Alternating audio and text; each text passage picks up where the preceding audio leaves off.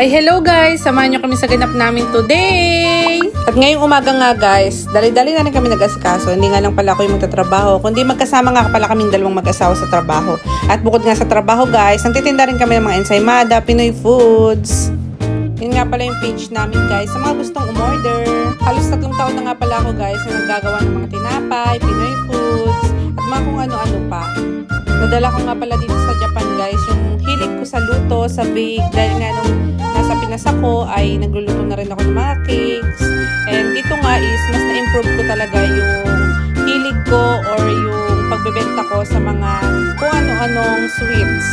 Bebenta rin ako guys ng Spanish bread, pandikoko, at saka mga ulam, mga pasta, mga palabok, pansit, at saka mga cakes. Mga customized cakes, at saka mga ubi cakes, chocolate cakes. At mabalik na tayo guys, nag-asikaso na nga rin kami ngayong umaga. At yan nga, tulad yan sabi ko sa inyo, hindi lang ako yung mag-isang papasok, kundi magkasama kami ngayon sa work. Around 8 AM na nga yan guys, at kailangan na rin namin umalis. At dala-dala na nga yung ensaymada na in-order sa amin ng aming ka-work. At nilak nga lang namin yung apartment namin, then naglakad na rin kami papunta sa JR station. At nagsasabi na nga yung asawa ko na dumaan daw muna kami sa Family Mart para makabili siya ng kape. Dahil hindi mabubuhay na walang kape guys, lalo na sa umaga. Sobrang hilig nga niya sa kape guys. Ngayon nga lang is, hindi siya napagtimpla dahil gusto nga niya is yung malamig na kape. At buti na nga lang dito sa Japan guys, hindi ka mahihirapan bumili ng mga kakainin mo, pangbaon mo, bento mo. Dahil kumpleto nga dito, may mga manok, may mga ready to eat na onigiri, at saka maraming pamimilian na drinks. At fast forward nga guys, dito na kami sa mismong JR station para sumakay nga papunta sa aming trabaho. Araw nga guys ng linggo at kaya medyo marami talagang tao. At medyo lucky day nga dahil nakaupo nga tayo. Dahil kadalasan nga hindi nga kami nakakaupo lalo pag dalawa kami. At yan, ang partner niya sa kape niya is yung kopya na binigay sa amin ng isang Pilipina. Thank you so much po. Habang nasa train station nga kami at nakaupo kami guys, yan. Minsan nagkukwentuhan rin kami at yan siya nga kumakain na nga ng kape niya at saka ng hopyang ube. Sa loob nga ng isang linggo guys, mga 2 beses lang kami nagkakasabay ng asawa ko papasok sa trabahong to. At nag-load nga lang din siya ng card niya papunta sa trabaho. At dito nga pala sa company namin guys, kailangan maghugas muna ng kamay, mag-sanitize, bago ka sumabak sa trabaho. Ito nga pala ako sa trabaho ko guys na maganda yung view. Ito lang gusto ko guys pagka ito yung trabaho ko. Pag nakakasabay ko yung asawa ko, yan, isa may nagbubuhat ako ng bag para hindi nga ako mahirapan. Medyo Disney princess nga pala tayo today.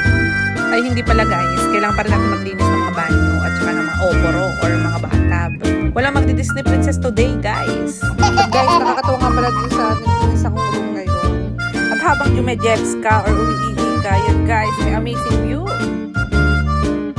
Guys, kahit puro routine ka dito, tatagal ka talaga sa banyo. Sa ganda naman talaga ng view. O, tama na. Puro kalokohan, Jewel Joy.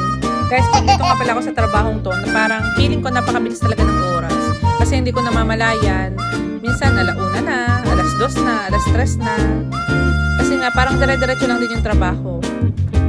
Itong room na pinasukan ko ngayon, guys, ay ito yung medyo mamahalin or medyo luxury compared dun sa mga normal lang na room. At nung pagtapos ko nalinisan tong malaking heya na to or malaking room na to, yan, medyo pahinga muna tayo ng konti. De joke, wala mo namang papahinga guys. Hindi pa kasi ako tapos. Continue muna tayo sa work natin. At baka makita pa tayo ng mga leader. Naku po.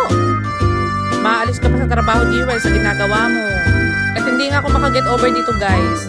Kasi ang ganda nga ng view at ang ganda nitong room. Ito talaga yung bed ko na room pag nilinisan ko. Kaya lang, hindi ko siya nilinisan kasi nga malaki. At fast forward nga guys, QK na or break time namin ng 15 minutes. At ang baon ko ngayon ay 2 itlog. Nakita ko pa nga ang mister ko. Nakikipag-chismisan pa dun sa katrabaho niya. At kailangan natin bumalik sa trabaho guys dahil tapos na nga yung 15 minutes na break time ko. At kalahating oras na nga lang guys, uwian na. At buti na nga lang guys, nakita ko yung asawa ko dahil time out na siya at nagpatulong nga ako na buhatin yung mga bedsheets, towel, at ilagay doon sa mismong nire-refilan namin ng mga gamit sa hotel. Medyo mabibigat rin kasi yung mga bedsheets tas yung mga malalaking towel guys. Kaya I need help guys. I need help. Mabebe yarn. Charot lang guys, kailangan ko talaga ng tulong kasi nga medyo mabibigat yan. Pero pagka wala naman siya guys at hindi siya dito nagtatrabaho, shoganay ako or no choice ako na gawin yan dahil trabaho ko nga yan. At pag nandyan nga siya guys at nakapag time out na siya, edi go. utusan natin yarn. Konting oras na nga lang guys, uwian na. Kaya medyo binibilisan na rin namin. Dahil lakit pa nga kami sa floor ng pinagtatimoutan namin. Success! Na para bang nanalo kayo sa loto. Kung makataas kayo ng kamay. Ay, bongga. May re-refill lang pa nga pala akong mga shampoo, conditioner at saka body wash. Hindi pa pala tapos. At magtatapon pa kami ng basura guys. Dahil medyo madumi nga yung basura guys, kailangan ko maghugas ng kamay. Medyo dirty siya. And it's time to relax. Uwian na. Yan. Dito nga pala sa company na to guys, merong mga massage chair, yan, mga bendo, yan. Bumili lang siya ng ocha or tsaa sa bendo machine. At uhaw na uhaw nga daw siya guys, kaya bumili nga siya. 140 yen nga. Ang isang ocha. Yan nga guys, sinahabol na nga ni Sharon si Gabi. Wow. Akala mo parang nasa wish ko lang. Charot. Yan, fast forward nga guys, dumaan na nga kami sa paborito. Bilihan ng bayan, 2nd Street, Rayo Shop, or ukay-ukay ng Japan. O, di mo kaya. Napakataas ng energy. Kala mo hindi nagtrabaho. Yan nga guys, papakita ko sa inyo yung mga bibili dito sa ukay-ukay dito sa Japan. Yan, may mga luxury bag na second hand pero napaka-good quality, good conditions. Mga Gucci. O, Gucci ba yun? Or Gucci?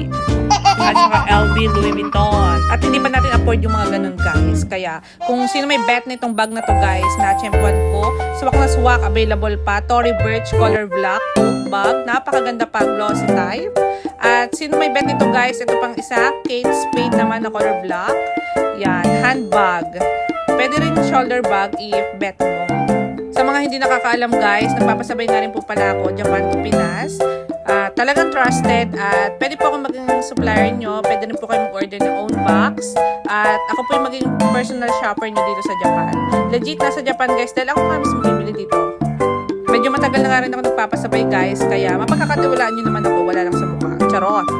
Hindi nga lang bag ang pinapasabay natin guys. Marami pa nga mga sapatos, ma-branded man yan or galing sa thrift shop, sa ukay-ukay, Dolcitor, perfume, matcha, sabon, body wash, mga QP mayo, then mga skincare, mga eye drops na sikat dito sa Japan guys, ay available talagang ipasabay sa akin guys. Message me lang. Guys, ito kasi mga galing sa thrift shop or sa ukay-ukay is hindi masyadong gamit. Ang mga hapon kasi mabilis lang masawa sa mga gamit. At pag nag-upgrade sila, yan, binibenta nila sa mga ukay-ukay dito sa Japan. Kaya swerte ng mga makakakuha na mura at may bebenta ko sa inyo na mura. Kaya pag may mga pagkakataon, dumadaan talaga kami sa ukay-ukay. Kaya ikaw guys, ikaw sis, kung gusto mo talaga ng mga branded bags dito sa Japan, message me lang. At yun lang guys, bye-bye!